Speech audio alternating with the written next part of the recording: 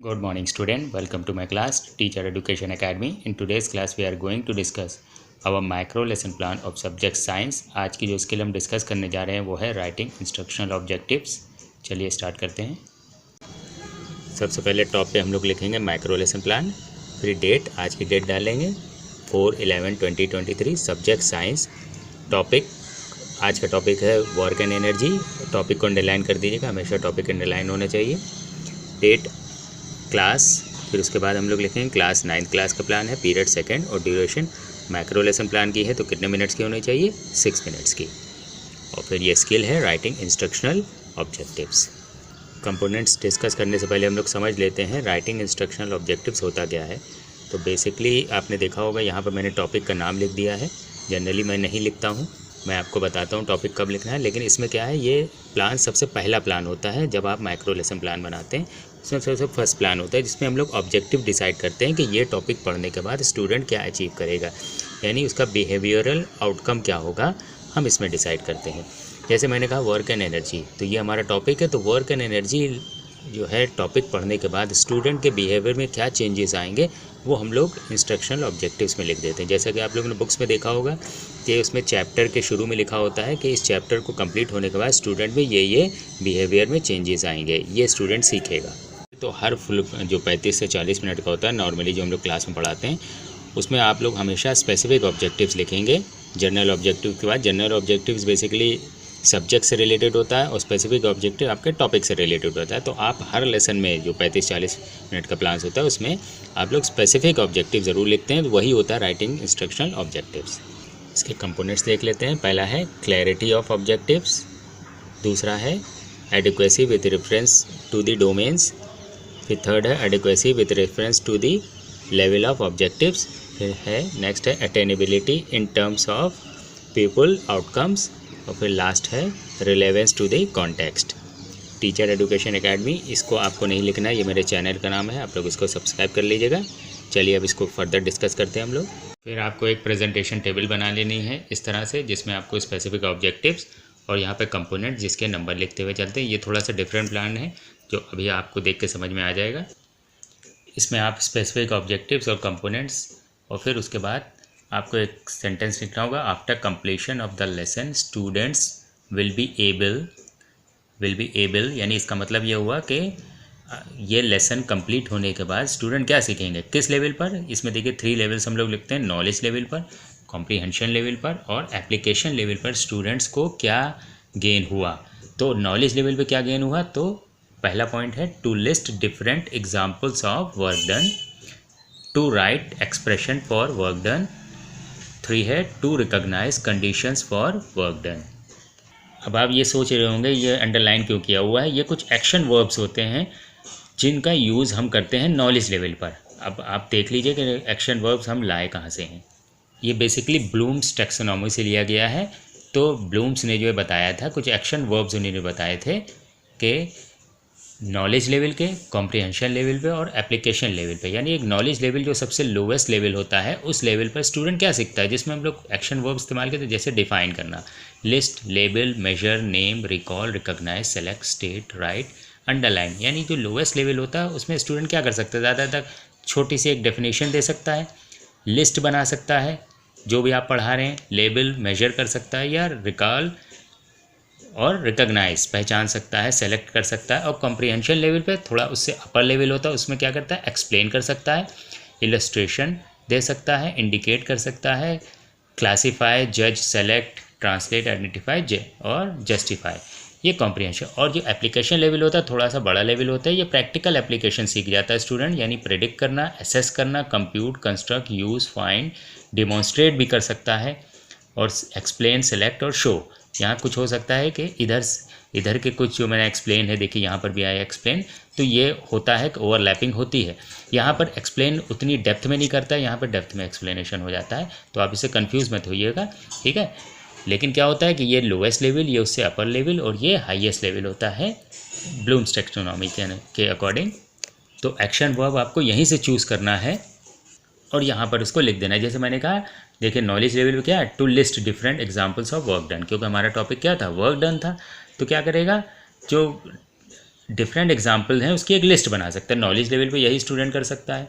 Right यानी expression, यानी उसका एक फार्मूला दे सकता है। फार्मूला बहुत सिंपल सा होता है, रट लेता है स्टूडेंट और उसको आसानी से लिख दिया। तो यहाँ पे सिर्फ रटने की ही चीज़ें होती हैं। टू रिकॉग्नाइज यानी उसको पहचान सकता है। तो नॉलेज लेवल पे स्टूडेंट देखते हैं ज़्यादातर चीज़ों को रट लेता है, क्रैमिंग करता है और वही चीज़ें आसानी से वो याद करके लिखा जा सकता है, लिस्ट बनाई जा सकती है, राइट कर सकता है और रिकॉग्नाइज कर सकता है। कॉम्प्रिहेंशन लेवल थोड़ा सा अपर लेवल होता है।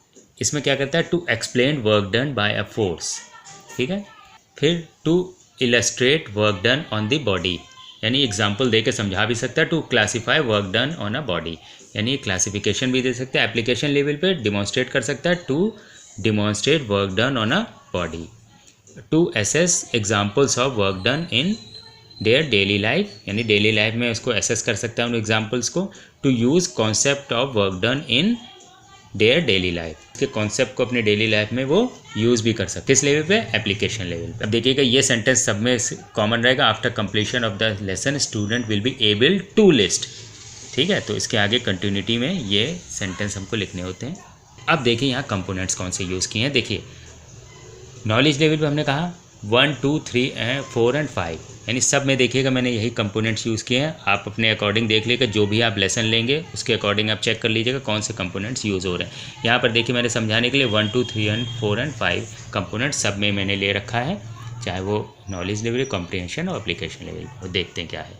पहला है क्लैरिटी ऑफ ऑब्जेक्टिव्स, यानी जो भी हमने ऑब्जेक्टिव्स बनाए हैं इस लेसन से रिलेटेड तो वो क्लियर होना चाहिए, ठीक है। मैंने कहा to list different examples of work done, to write expression for work done, to recognise conditions for work done. आप जब भी लेसन प्लानिंग करेंगे, टॉपिक के लिए आप अपना प्लान बना रहे हैं, तो ये सारी चीज़ें उसके अंदर होनी चाहिए उस टॉपिक में, कि स्टूडेंट को ये टॉपिक ख़त्म कर जब आप करेंगे तो स्टूडेंट को ये सारी चीज़ें आनी चाहिए, लिस्ट कर सके, राइट कर सके एक्सप्रेशन को, यानी अगर कोई फार्मूला है तो उसको राइट भी कर सके और रिकॉग्नाइज कर सके कंडीशंस फॉर वर्क डन। जो भी आपका टॉपिक है, यहाँ मेरा वर्क डन है तो वर्क डन के अकॉर्डिंग मैंने बनाया। आप कोई भी एक्शन वर्ब यूज़ कर सकते हैं नॉलेज लेवल पर जो आपके उस माइक्रो लेसन प्लान पे सूट करते हैं, या आप जब बड़ा प्लान बनाए तो उस पर सूट होना चाहिए। फिर है adequacy with reference to domains, to the domains. तो अभी जो हमने एक्शन वर्ब डिस्क्राइब किए थे, ये नॉलेज, कॉम्प्रिहेंशन और एप्लीकेशन लेवल पर, यानी जो अफेक्टिव डोमेन्स और साइकोमोटर डोमेन्स, 3 डोमेन्स ब्लूम्स ने बताए हैं। तो उनके कुछ लेवल्स हैं, जैसे कॉग्निटिव डोमेन्स में हमने कहा नॉलेज, कॉम्प्रिहेंशन और एप्लीकेशन लेवल्स के ऊपर स्टूडेंट ने क्या गेन किया। तो यहाँ पर हम कॉग्निटिव में हम नॉलेज की ही बात कर रहे हैं डोमेन्स में। तो हम कह रहे हैं उसने क्या किया, लिस्ट किया, राइट किया और रिकॉग्नाइज किया, ठीक है। तो ये सेकंड कंपोनेंट है जो यूज़ हो गया। मैंने डोमेन्स को adequacy with reference to the domains, जो भी ऑब्जेक्टिव बनाए हैं डोमेन्स को ध्यान में रखते हुए बनाए। थर्ड है adequacy with reference to the level of objectives. अब देखिएगा लेवल ऑफ ऑब्जेक्टिव्स यानी लेवल ऑफ ऑब्जेक्टिव्स के एडिक्वेट है कि नहीं, ये जो आपने जो ऑब्जेक्टिव्स फ्रेम करे हैं उसके लेवल के अकॉर्डिंग है कि नहीं। तो ये थर्ड आपका कंपोनेंट बताता है। नंबर 4 देखते हैं, attainability in terms of pupil outcomes, यानी जो भी आप बना रहे हैं वो अटेनेबल है कि नहीं, पीपल के बिहेवियर में कुछ चेंज आया कि नहीं। अब पता चला आपने पढ़ा तो दिया, अब स्टूडेंट से जब आपने क्वेश्चंस करना शुरू किया तो पता चला ना वो लिस्ट कर पा रहा है, ना राइट कर पा रहा है, ना रिकॉग्नाइज कर पा रहा है। तो इसका मतलब क्या है, वो अटेनेबल नहीं है। तो आपको ऐसे ऑब्जेक्टिव फ्रेम करने हैं कि वो टॉपिक पढ़ाने के बाद स्टूडेंट उसको आसानी से अटेन कर सके, उसको अचीव कर सके। नंबर 5 देख लेते हैं, रिलेवेंस टू दी कॉन्टेक्स्ट। जो भी आप पढ़ा रहे हैं, जो भी आपने लेसन बनाया है, उसके ऑब्जेक्टिव जो फ्रेम किए हैं वो रिलेवेंस टू दी कॉन्टेक्स्ट, यानी कॉन्टेक्स्ट के अकॉर्डिंग होना चाहिए। आउट ऑफ कॉन्टेक्स्ट कुछ नहीं। जैसे आप लोग क्वेश्चंस भी करते हैं तो कह देते हैं कभी कभी ये आउट ऑफ सिलेबस आया है, इसका मतलब टीचर ने वो पढ़ाया ही नहीं। तो आप जो भी ऑब्जेक्टिव फ्रेम करेंगे तो वो कॉन्टेक्स्ट से ही रिलेटेड होने, एग्जाम्पल्स जो भी देंगे वो टॉपिक के ही अकॉर्डिंग होना चाहिए। तो रिलेवेंस टू दी कॉन्टेक्स्ट होना चाहिए। अब यही कॉम्प्रिहेंशन लेवल पर देखिए मैंने 1, 2, 3, 4 एंड 5। तो इसका मतलब इसमें भी जो आप ऑब्जेक्टिव जो आपने फ्रेम किए हैं उसके जो कंपोनेंट्स हैं यही कंपोनेंट्स हैं। इसमें क्लैरिटी होनी चाहिए और adequacy with reference to the domains, ठीक है, with reference to the level of objectives. और नंबर 4 था attainability in terms of pupil outcome, relevance to the context. तो वो भी डोमेन्स के अकॉर्डिंग आपको कॉम्प्रिहेंशन लेवल पर भी फ्रेम करना है, ठीक है। ऐसे ही आपको एप्लीकेशन लेवल पर मैंने जो एक्शन वर्ब यूज़ किए हैं, डिमॉन्स्ट्रेट, एसेस, यूज़, तो वो भी देखिएगा। 1 2 3 एंड 4 5 यानी क्लैरिटी, ऑब्जेक्टिव्स में मेरी क्लैरिटी है, डोमेन्स के अकॉर्डिंग है। नंबर 3 है reference to the level of objective और attainability in terms of pupil outcomes, यानी पीपल के आउटकम्स में, यानी जो अटेनेबल है हमको उसको ध्यान में रख के हमने बनाया है कि जो है स्टूडेंट उस चीज़ को आसानी से अचीव कर सकें, और कॉन्टेक्स्ट के रेलेवेंट भी है नंबर 5 कंपोनेंट जो था। तो यही कंपोनेंट मैंने इसमें भी यूज़ किए हैं। तो आपको इसी तरह से जो है आपको स्पेसिफिक ऑब्जेक्टिव्स बनाने हैं राइटिंग इंस्ट्रक्शनल ऑब्जेक्टिव्स में। तो आपको स्पेसिफिक ऑब्जेक्टिव्स जो है हर लेसन प्लान जब आप बनाएंगे 35-40 मिनट का, तो उसमें आपको यही ऐसे ही फ्रेम करना है। फिर आप एक ऑब्जर्वेशन टेबल बना लेंगे, उसमें सीरियल नंबर, कंपोनेंट्स और रेटिंग स्केल फ्रीक्वेंसी देते हैं। उसी तरह से हम लोग लिखते हैं कंपोनेंट्स के एज सच आपको लिख देना है, और फिर 5 4 3 2 1 ये रेटिंग स्केल फ्रीक्वेंसी। आपको इसमें कुछ नहीं करना है, आपके सुपरवाइज़र इसमें आपको मार्किंग देंगे। किसी कंपोनेंट पे लगता है 5 देना है तो 5 देंगे, वेरी गुड जिसका मतलब होता है। 4 देते हैं तो गुड, किसी कंपोनेंट पे 3 देते हैं तो सेटिस्फैक्ट्री, अगर 2 देते हैं तो नॉट सेटिस्फैक्ट्री, अगर किसी कंपोनेंट पे 1 देते हैं तो उसका मतलब होता है पुअर। और फिर यहाँ सजेशन दे देंगे आपकी इस स्किल को इम्प्रूव करने के लिए, और यहाँ पर सुपरवाइज़र अपनी सिग्नेचर करते हैं। यहाँ पर आपकी माइक्रो लेसन प्लान की ये स्किल कंप्लीट हो जाती है। एक चीज़ और याद रखिएगा कि कभी कभी जो है कुछ सुपरवाइज़र एज सच ये प्लान बनवा के अपने पास जमा करवा लेते हैं, आपको प्रेजेंट करने को नहीं कहते हैं, और कुछ सुपरवाइज़र आपको प्रेजेंट करने को भी कह सकते हैं। तो आपको दोनों तरह से प्रिपेयर रहना है।